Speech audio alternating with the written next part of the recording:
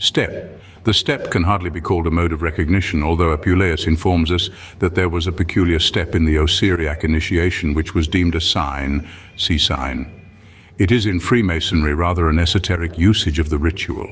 The steps can be traced back as far as to at least the middle of the 18th century, in the rituals of which they are described. The custom of advancing in a peculiar manner and form to some sacred place or elevated personage has been preserved in the customs of all countries, especially among the Orientalists, who resort even to prostrations of the body when approaching the throne of the sovereign or the holy part of a religious edifice. The steps of Freemasonry are symbolic of respect and veneration for the altar, whence Masonic light is to emanate.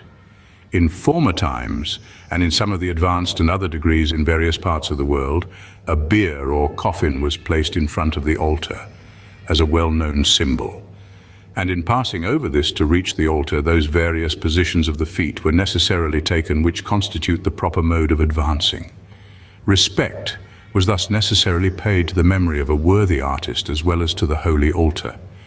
Brother Lenning says of the steps, which the German Masons call Die Schritte der Aufzunehmen, meaning the steps of the recipients, and the French les pas mystérieux, the mysterious steps, that every degree has a different number which are made in a different way and have an allegorical meaning. Of the allegorical meaning of those in the third degree we have spoken above as explicitly as would be proper. Gadika says, the three grand steps symbolically lead from this life to the source of all knowledge.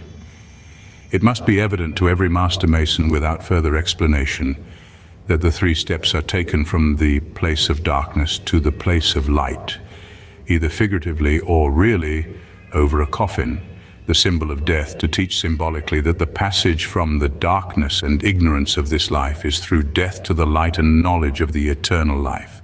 And this, from the earliest times, was the true symbolism of the step.